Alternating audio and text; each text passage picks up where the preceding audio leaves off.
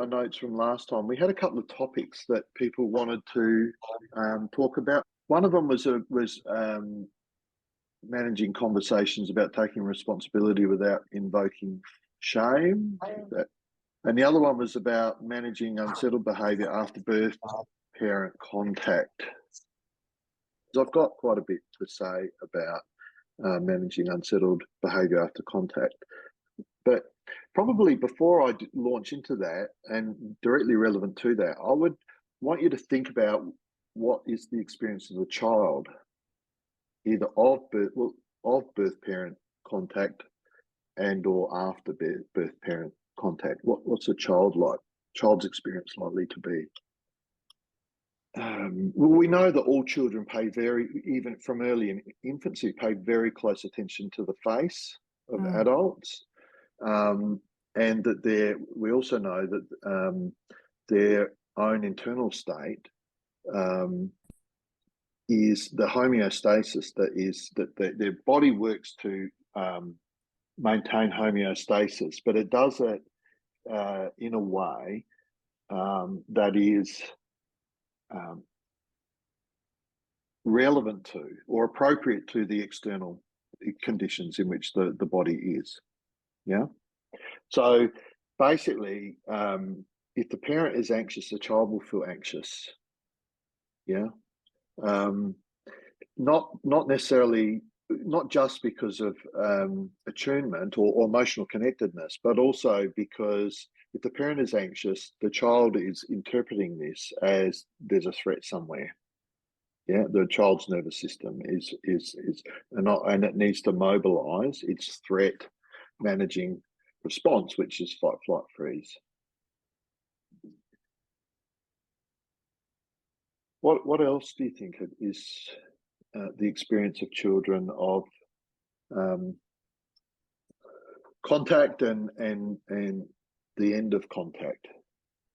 So the carer's experience is relevant as well. You're saying the child will orient to their carer's face as well, and then there'll be a response. The nervous system will respond to how it thinks the carer is presenting, or the experience of the carer. So if the carer doesn't like, the carer is anxious about children going to contact, then the child comes back to the carer primed, I guess, not so much primed, but will be triggered by the carer's own anxiety or dislike, worry,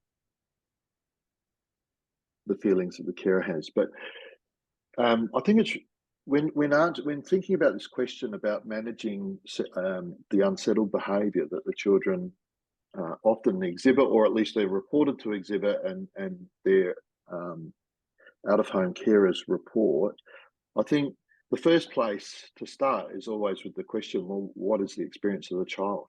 What's going on for them? And there's probably lots of things. They may actually be triggered by their parents as well.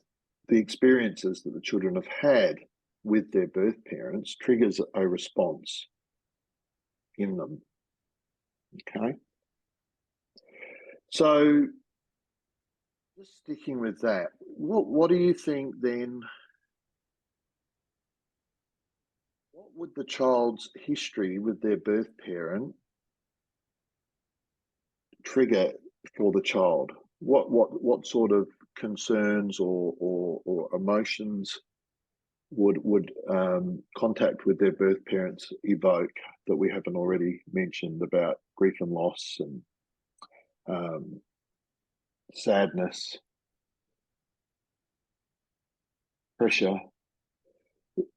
What might the children be worried about as a result of contact? I think I mentioned this to you guys last time. I've been talking to people variously about this. I'm just going to put this in here because I think it's an interesting place to put it. I'm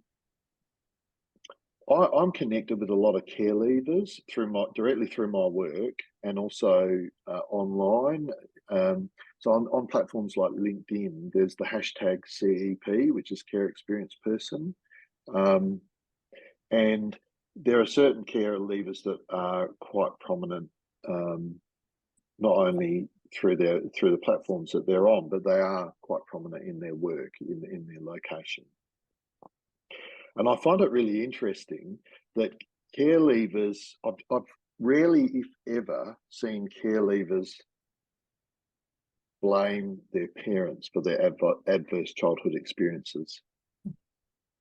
They seem to be always targeting, or the target of their concern is the system, is the way their life was managed by the system growing up.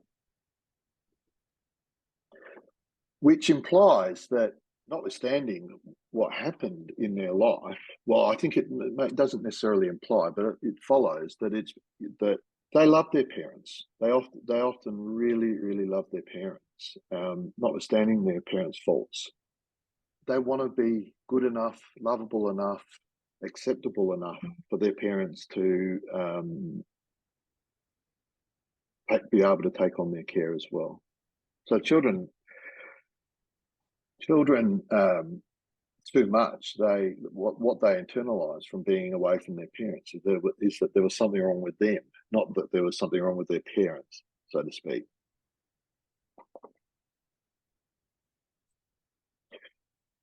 I really think, as I said, I think with all question about relates to aspects of the management of children out of home care, I think the most important question to lead off with is always, what's the experience of the child here? What's going on for the child? In my pie thing, it's what's really going on, how do we respond to what's really going on, and how do we know that we've made a difference? Yeah, I think they're the three key questions. But the first two, what's really going on here? How do we respond therapeutically to what's really going on here? So I think children's experience of contact is variable, but heightened emotion is likely to be pretty common. Yeah, heightened emotion. So a dysregulated adult can't calm a dysregulated child. That's one of those kind of poster statements that you see on in this space. But it's true. The child will, if their care return to their care, and the carer is highly anxious about, worried about, upset about, angry about the child having gone to contact, and now they're left with picking up the pieces, which is a common thing that they'll say. Child is likely to be only further heightened. So I think that one of the things that,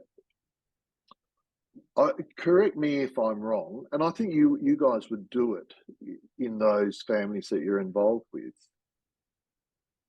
I really don't know if foster carers and kinship carers fully have a really good understanding of why family contact occurs, birth parent contact occurs. I don't know that anyone. I'm more than happy to be told that no, it does happen, but my suspicion is that, based on my own interactions with foster and kinship carers, that no one really sits them down and talks to them about why birth parent contact is really important. I think that also would be what comes through from the department having been or in the throes of an adversarial court process, or at the beginning, early on in the piece, an adversarial court process where, of course, you're making an argument. The workers are party to making an argument that the children are not safe with these people. Yeah, and then the foster parents or the out of home carers are sending the children to have contact with unsafe people. No matter how well it's supervised, I mean, who'd send their own children to go and spend time with unsafe people? I wouldn't.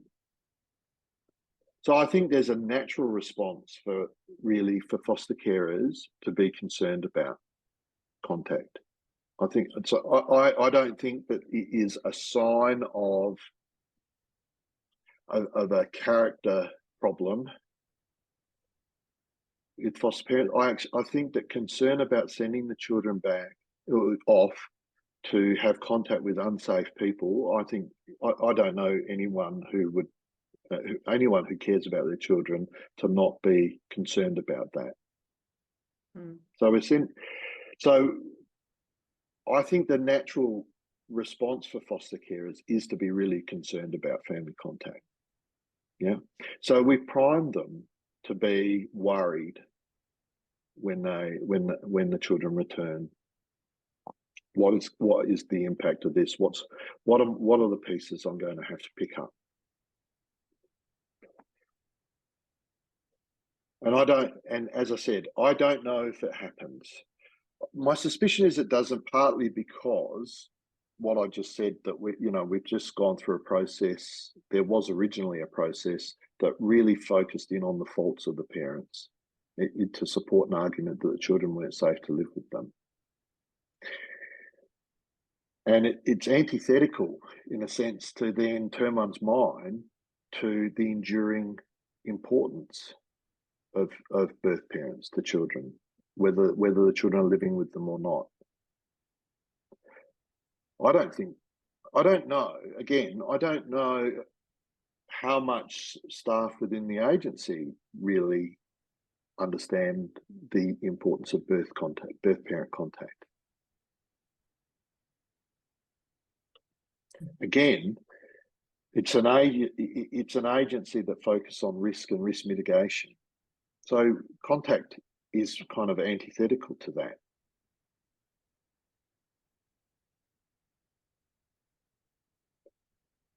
So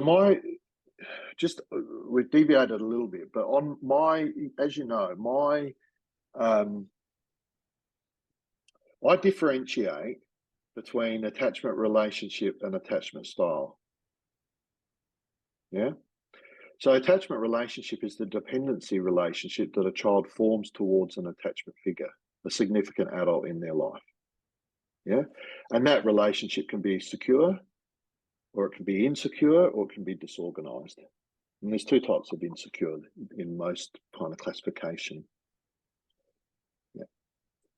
So that child that's an attachment relationship, but it's not necessarily attachment style. So a child might have a secure attachment to mum, or what looks like a secure attachment to mum, and remembering that there are it's not a yes or no. There are grades of security as such, but it seems like a child has more so a secure attachment to mum and a disorganized attachment to dad, because dad, and I'm not picking on fellas in this way, but this is, more often than not the way it is, because dad not only has been a source of care, but also a source of fear. So in those circumstances, the child exhibits contradictory responses to the adult, and which we call a disorganized attachment. On the spectrum of attachment, disorganized attachment is at the other end of the spectrum to secure attachment. So what is the child's attachment style? So the attachment style is to their overall insecurity, or disorganization in the way they approach life and relationships. So they've got one secure, or semi-secure attachment to mum, and a disorganized attachment to dad. What's their attachment style likely to be? So you've got to think about how's a child likely to approach life and relationships, and how are they likely to approach new adults that they interact with, including foster parents or kinship carers. Well, I'm determined to call family carers. I've got to get that down pat.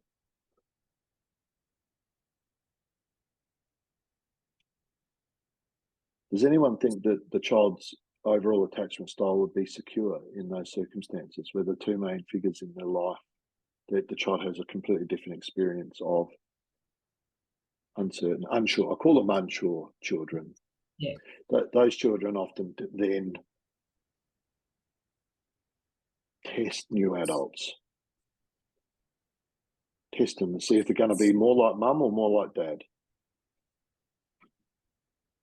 Hands up if you like being tested by children in that way. In that way. You're going to be mean and nasty, or are you going to be kind and caring? Of course I'm going to be kind and caring. Why would you even think I'm not going to be kind and caring? So adults don't like, teachers, out-of-home carers don't like being tested in this way. So the child, you get this build-up for the child of negative experiences of relatedness to adults. What's their attachment style likely to be? Well, not secure. It's going the other way. Seems to be that there's a belief that is maintained that as long as we can facilitate the best possible connection with the out-of-home carer, whether that's kinship or foster, or even, you know, with key relationships in the residential care placement, that somehow will neutralise or get rid of the influence of earlier toxic relationships. And the truth is, it does a bit. Yeah, it does, and bit by bit, as the children has more and more positive attachment experiences, then yeah, it's going back towards the secure end. But yeah, as I said, I haven't heard, and I don't know, and I wouldn't just blame our system here in South Australia. I think the area of attachment theory around multiple attachment relationships and associated attachment style is not very well looked at. It's kind of everyone acknowledges it, yeah, but there's not, at least the last time I looked, there's not a lot of explanation and not a lot of awareness and understanding of the difference between attachment relationship and attachment style. So there's not a good understanding of the importance of contact. So people probably only look, as you know and I know, only look at it as a bad thing because the children come back unsettled there, and the attribution is made that this must be a fear response or an anxiety response or all of these things. Probably not so much grief and loss are imputed, or feelings of abandonment. I know if I try to think about it from my perspective, and I haven't been a child for a long time. I do try to think about what it would be like to be a child who can only visit their parents once a month, knowing that is their parent, going to school with other children whose parents pick them up at the gate, you know, mum or dad, and drop them off in the morning. What would it be like for that child? Be pretty bruising and brutal, I think, in most instances. Most instances where it's deemed safe enough for contact to occur, I think it would be hard on the children. I mean, if the parent is outright terrible and the children have an absolute fear response in relation to the parent, then contact's unlikely to occur anyway. So that's interesting then. So we've already, there's a judgment that has been made that the carers are not, that the parents are not that bad. They're okay enough to have contact with the children. And I think if they're okay enough to have contact with the children, then the children are likely to have had a different experience of them prior to removal. Less bad, perhaps. I think at least we should be turning our mind to that. And sometimes, I was just going to say, my observation would be, and understanding would be, that sometimes statutory authorities don't even think about any of these things. They just know that there's a court order that says that contact has to be arranged every week or every fortnight or every month, and they're just kind of going through the motions with that. So what's the experience of the child of having had and having to say goodbye to, having had contact with and say goodbye to their birth parents and go back to their foster placement or their kinship placement or their residential placement? I think that self-doubt is another one. Am I lovable enough? Does anyone listen to me? Does anyone know? Does anyone understand what is my experience of having this contact? Does anyone know what I would like? The children I speak to chronically feel like no one really even considered their point of view.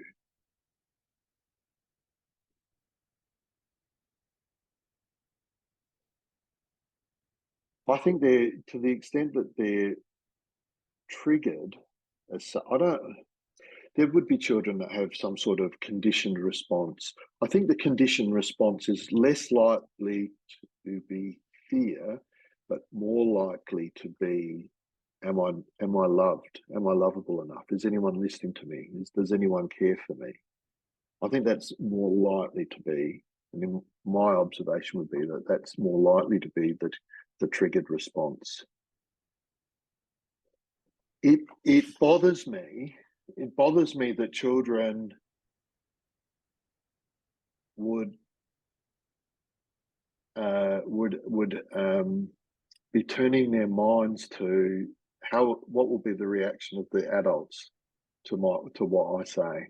Do you know what I mean? That bothers me a great deal. How do I manage my relationship with this adult? How do I manage the emotional response, the feelings of this adult? What do I have to say in relation to that?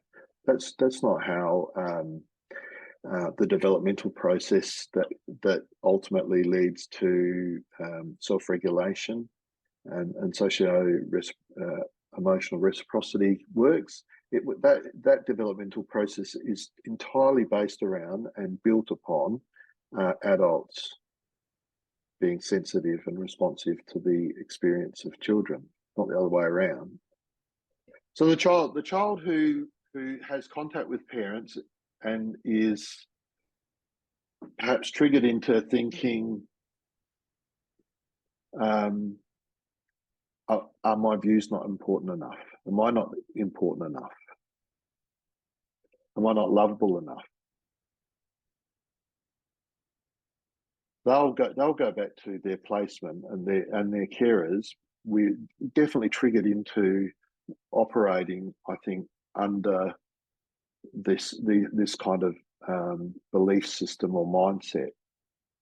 And I think it's really important that the experience of the child upon return to their placement makes it really hard for the child to hold on to those ideas about themselves and about arrangements that exist. So the children will act out what they can't say or won't say.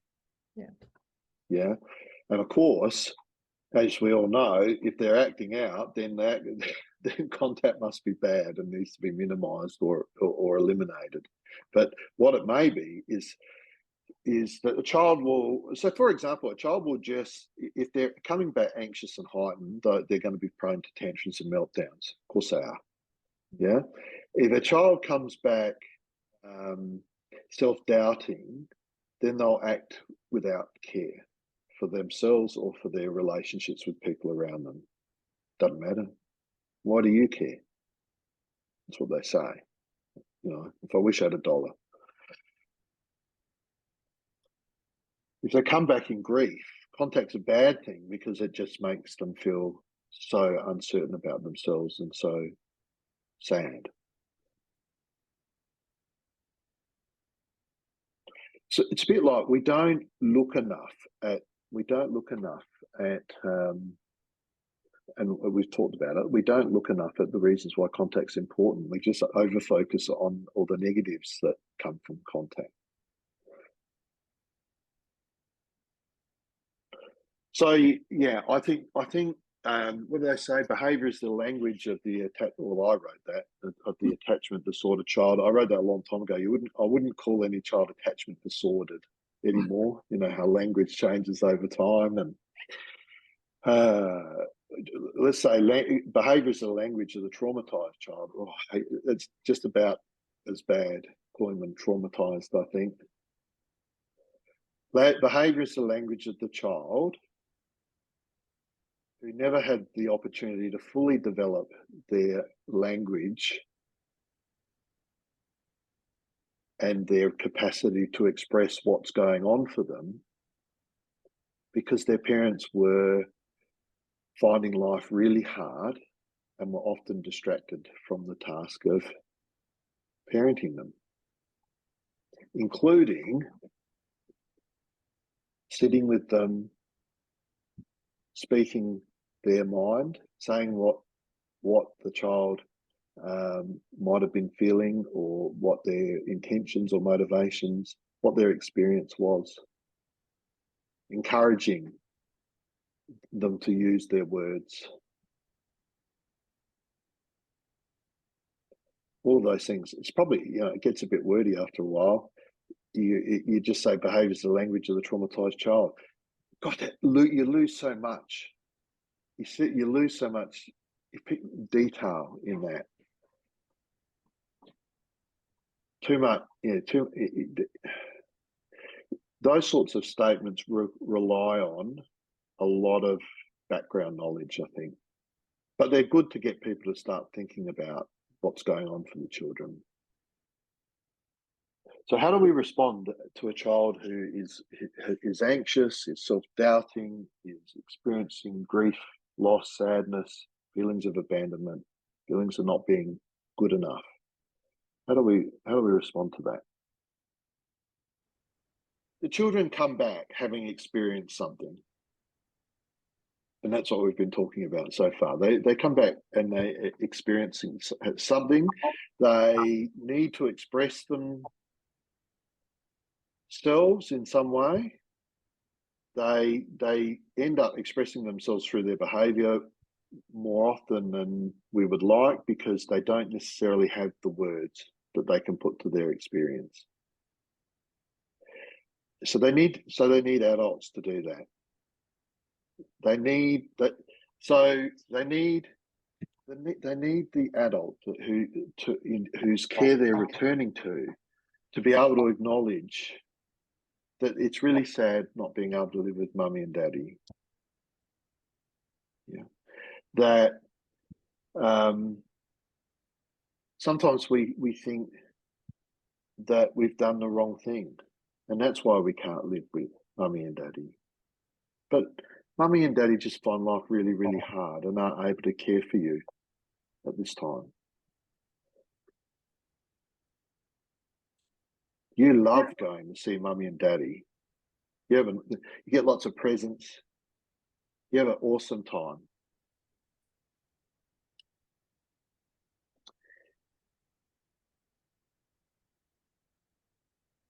It's hard to know when you'll see them again. Mum and dad are your favourite people in the world. I use that a lot. I often acknowledge that birth parents are the children's favourite, and I've never had one say no. So what we say to them, I think, on the other note, so kind of cutting to the chase a bit because I think we'll have other things that we might want to talk about.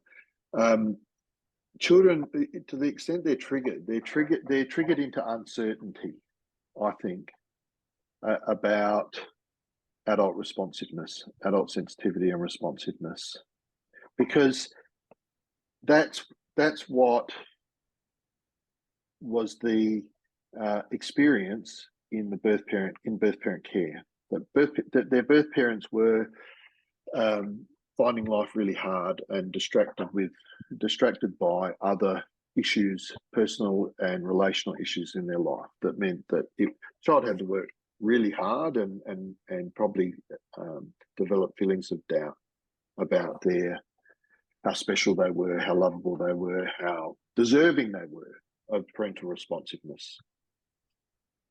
I think that's a lot of what comes back to the placement. I say very early in every presentation I give, I've never met a birth parent, I've never met a child who received no care. And I haven't. They've all experienced care. There's just, there's been difficulties in that area. The care has been inadequate in some way because parents are struggling with their own things going on. I think, just to cut, I think that we know from the models that I talk about,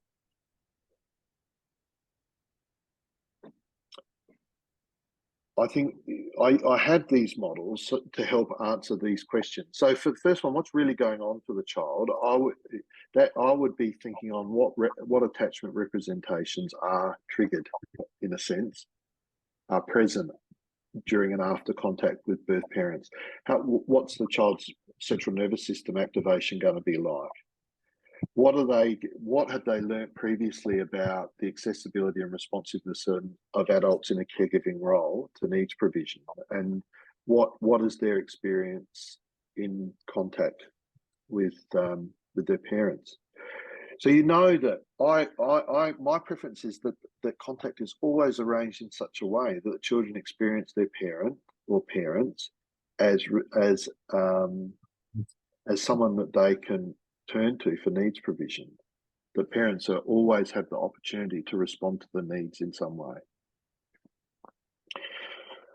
But so I think those three areas are particularly important. I think that how we respond, how the carers respond, I think we know that having a consistent routine around what happens when you get home is calming.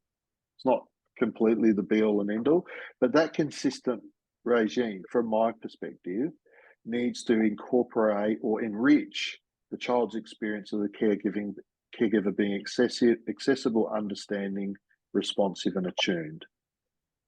Understanding is the child's experience of us acknowledging and responding to their experience with our words, with our actions, and with our expressed emotions or attunement.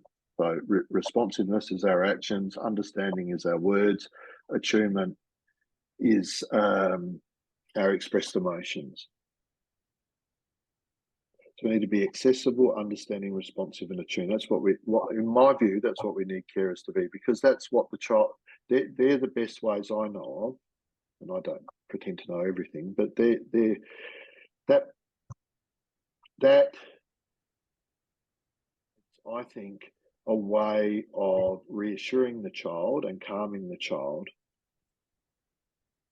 reassuring them that they are good, loved, deserving, that parents are reliable, or that their foster parent, their kinship parent, it will be accessible, understanding, and attuned, which is calming as well.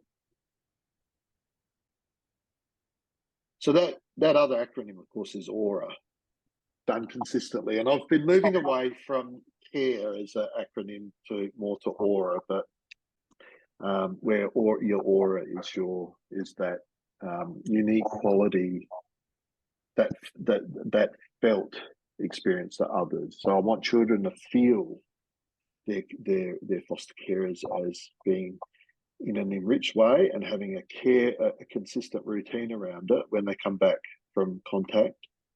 of the care of being accessible, understanding, responsive and attuned. For related information about caring for children and young people who are recovering from a tough start to life, I would refer you to my other videos and also information that can readily be found on my web and blog sites. If you took something useful from this video, please consider liking it and subscribe to my channel. That way you will be notified of new videos as I upload